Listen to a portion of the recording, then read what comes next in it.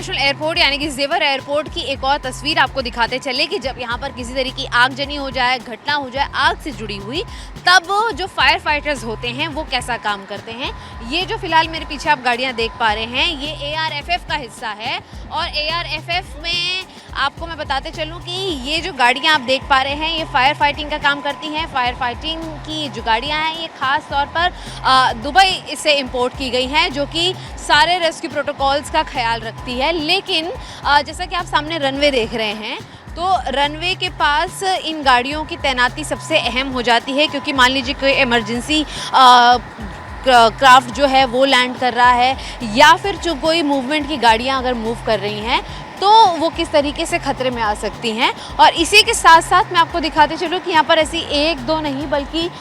कई सारी सवारियाँ जो हैं वो मौजूद हैं। लेकिन अब मैं आपको सीधी तस्वीर दिखाते चलूँगी ARFF टावर की, जो कि aircraft rescue fire fighting tower है और इसकी जो क्षमता है वो 180 डिग्री तक इस पूरे रनवे को देखने की है। यानी कि इसे जब सिग्नल्स मिलेंगे, अलर्ट मिलेगा कि किसी तरीके की घटना आशंकित है या किसी तरीके की घटना घट चुकी है, तब ये अलार्म रिंग करेंगे, इन गाड़ियों के मूवमेंट को इंस्ट्रक्ट करेंगे, ऑर्डर करेंगे और ये गाड़ियाँ जगह पर समय पर पहुंचकर उस होने वाली दुर्घटना को रोकने का काम करती हैं। लेकिन जैसा कि हमने देखा है, हमेशा जो टावर्स होते हैं 180 डिग्री पर होने का मुनाफा यह है उनके व्यू पॉइंट का कि कभी भी इस पूरे के पूरे रनवे के पॉइंट एक से छोर से लेकर दूसरे छोर तक जब इनकी नज़र पड़ी रहेगी तो हवा से जो लैंड होने वाली एयरक्राफ्ट हैं, प्लेन्स हैं, उन पर भी नज़र पहुंचेगी और ऑपरेशन के दरमियान भी अगर किसी तरीके की घटना होती है तो तुरंत लोगों को रेस्क्यू करके उस घटना पर रोकथाम करने का काम ये गाड़ियां भी करती हैं। और मुख्य रूप से ARFF टावर का यही काम है कि वो ऐसी घटनाओं को होने से रोके और समय पर उन्हें होने से बचाए।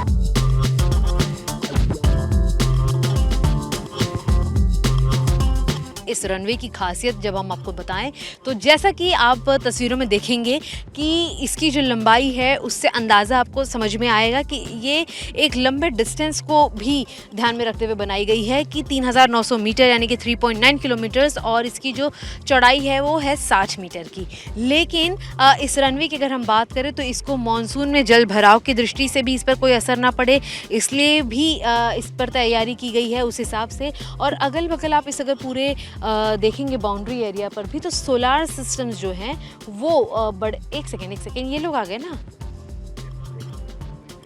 नोएडा अंतर्राष्ट्रीय एयरपोर्ट के रनवे की खासियत क्या कुछ है ये आपको मैं तस्वीरों के जरिए बताऊं कि सबसे पहले इसकी लंबाई अगर 3900 मीटर यानी कि 3.9 किलोमीटर और चौड़ाई 60 मीटर की है तो उसके इर्द गिर्द का भी अगर आप इलाका देखेंगे तो आपको समझ में आएगा कि ये किन खासियतों के साथ बनाया गया है। अंतर्राष्ट्रीय पैमाने पर इसे तैयार किया गया है, यानी कि मानसून में बारिश में जल भराव की स्थिति में भी ये कभी भी नहीं भरेगा। ड्रेनेज सिस्टम भी इसके नीचे तैनात किए गए हैं। और अगर आप इस पूरे रनवे को देखेंगे तो आपको एकदम मिड पॉइंट में नज़र आएगा ATC टावर, जिसकी हम आपको तस्वीर पहले भी दिखा चुके हैं, तस्वीरों में हम लगातार जिक्र कर रहे थे। मैं आपको यह बताते चलूँ कि फ़िलहाल इस रनवे पर जो है डिसीजन हाइट जो है वो 50 फीट की है। संभवतः 50 से 150 मीटर की दूरी पर जो है वो आपको फ़्लाइट्स लैंडिंग के लिए नज़र आएंगी। बड़े विमानों के भार और दोहन को संभालने के लिए यह सुदृढ़ है और इसका जो कंक्रीट है वो रिसफास्ट मिश्रण से बनाया गया है। हाई इंटेंसिटी रनवे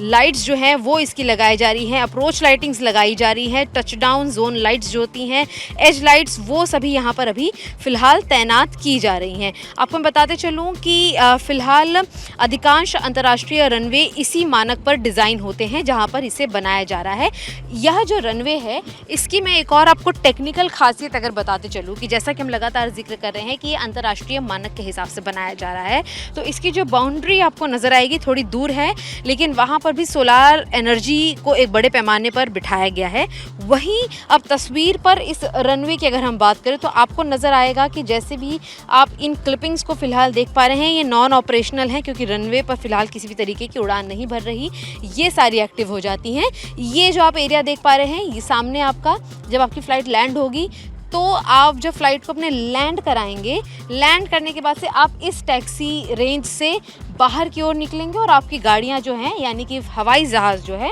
वो पार्क होने के लिए पहुंचेगा। यह रनवे CAT-3B ILS सिस्टम से लैस किया जाना है, जिससे बहुत निम्न दृश्यता यानी कि फॉग धुंध में भी इसका संचालन संभव हो सके। वहीं ILS सिस्टम की कैलिब्रेशन पूर्ण हो चुकी है और प्रिसीशन अप्रोच पाथ इंडिकेटर जो होता है उसे भी इंस्टॉल करके इसके कैलिब्रेट को यानी कि कैलिबर को और भी ज़्यादा बढ़ाया गया है। परीक्षण उड़ान के लिए भी यह पूरी तरह से तैयार है रनवे की अगर हम बात करें, और इसीलिए यह महत्वपूर्ण है कि इसे अंतर्राष्ट्रीय ग्लोबल स्तर पर बनाया जाए, क्योंकि जब यह एयरपोर्ट पूरा बनकर तैयार हो जाएगा तो ग्लोबल मैप पे नोएडा अंतर्राष्ट्रीय एयरपोर्ट की जो तस्वीर है वो छप जाएगी। और इसीलिए इस रनवे का सबसे महत्वपूर्ण रोल होगा जो एक स्मूथ लैंडिंग और एक इजी टेक ऑफ की जो दृष्टि है, जो तस्वीरें हैं वो जगत के सामने तैयार करे, क्योंकि यह वह रनवे होगा जो कि भारत के सबसे बड़े एयरपोर्ट की तस्वीर को बयां करेगा, जो कि एशिया में चौथे बड़े स्थान पर आने वाला एयरपोर्ट और रनवे कहलाएगा भविष्य में।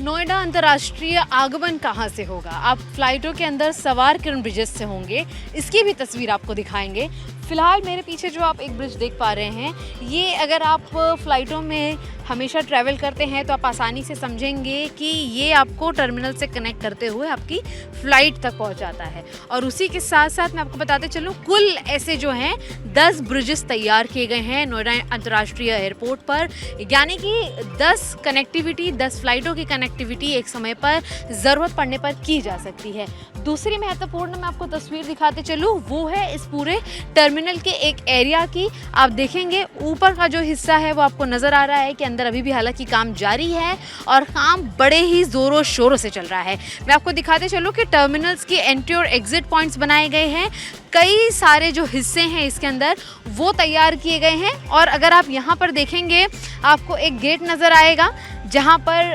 बाकायदा लिखा गया है इंटरनेशनल अराइवल्स यानी कि अंतर्राष्ट्रीय आगमन। यहाँ से आपको बसेस मिलेंगी फ़्लाइट तक बोर्ड करने के लिए, या फिर फ़्लाइट से उतरने के बाद लैंड करने के बाद आप इन गेट के ज़रिए जो है अंदर एंट्री करेंगे और इन टर्मिनल्स पर पहुँचेंगे जहाँ पर आपके ज़रूरत की दूसरी सुविधाएं मौजूद होंगी। लेकिन जिस तरीके से हम लगातार जिक्र कर रहे हैं, टर्मिनल की जो बॉडी है वही देख के आप अंदाज़ा लगा सकते हैं कि जो एक मैनेजमेंट है इसका वो बड़ी ही बारीकी के साथ किया गया है। इसे एक अंतर्राष्ट्रीय पैमाने पर उतारने के लिए पूरी तैयारी की गई है। वहीं आपको मैं लगातार तस्वीरों के जरिए दिखाई थी कि अगर आप अभी भी देखेंगे तो आप देख सकते हैं कि काम जो है वो जारी है, यानी कि अभी भी जो डिज़ाइनिंग है इसे ऑपरेशंस में लाने के लिए जो फाइनल टच दिया जाता है उसका काम भी पूरी तरह से जारी है। लेबर्स को लगाया गया है पूरे काम के लिए। और ऐसे मैंने जैसा आपको बताया कि ऐसे कुल 10 ब्रिजेस हैं, और अगर आप टर्मिनल की एक बार चौड़ाई देखते चलेंगे तो आपको अंदाज़ा मिल जाएगा। जहां मौजूद है वहां पर पहला,